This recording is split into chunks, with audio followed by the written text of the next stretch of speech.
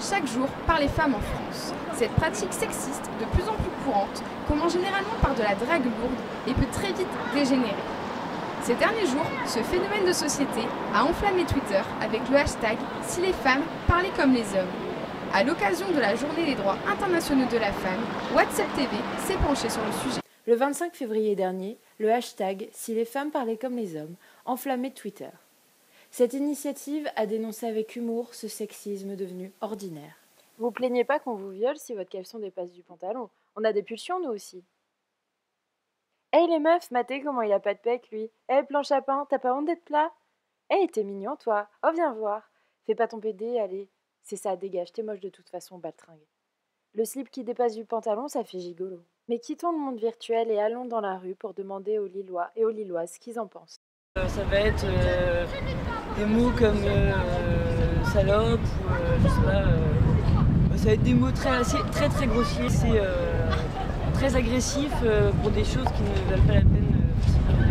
On ose moins les tenues un peu plus sexy ou on va dire peut-être provocantes pour certains c'est toujours plus facile du coup ça donne un prétexte pour aller peut-être plus nous embêter. Ouais, je pense que de toute façon maintenant un peu tout le monde, peu importe comment on est, on a déjà reçu des critiques ou des compliments, mais bon, on les prend pas toujours comme des compliments. Ça commence par des regards, des petits trucs un peu gentils, t'as de beaux yeux, t'as des belles fesses, nanana. Et après, ça part plus loin, ça se rapproche, ça tient les mains. Faut pas se cacher, faut pas avoir peur de dire merde, c'est bon, c'est pas parce que je m'habille sexy, que j'aime les choses féminines, que j'ai besoin de me faire traiter, de me faire appeler tous les noms. Faut se manifester, faut pas les presser dans les deux. Certainement pas, c'est pas parce que les gens vont me dire quelque chose que je vais changer, que je vais être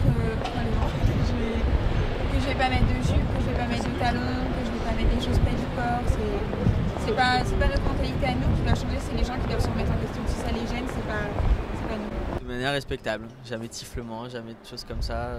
Non, enfin après ça peut être respectable d'aborder une fille dans un bar ou quoi que ce soit, mais moi c'est pas je le fais pas par timidité. Qu'est-ce qu'on peut penser à part que c'est mal et que c'est une mauvaise éducation et je sais pas, moi ça m'est jamais venu à l'esprit, mais effectivement des fois je vois ça et je me dis que c'est un peu moche, c'est un peu triste d'en arriver là, mais effectivement ça existe aujourd'hui. Comme tous les garçons, et il s'avère que la seule fille que j'abordais dans un lieu public, c'est devenu ma copine.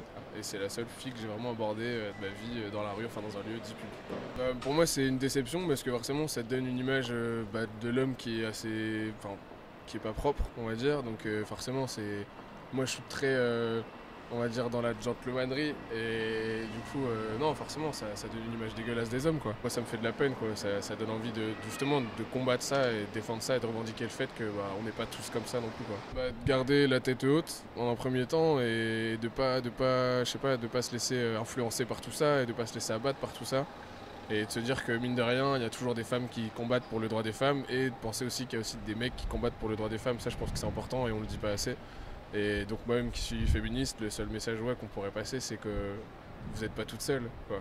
Franchement,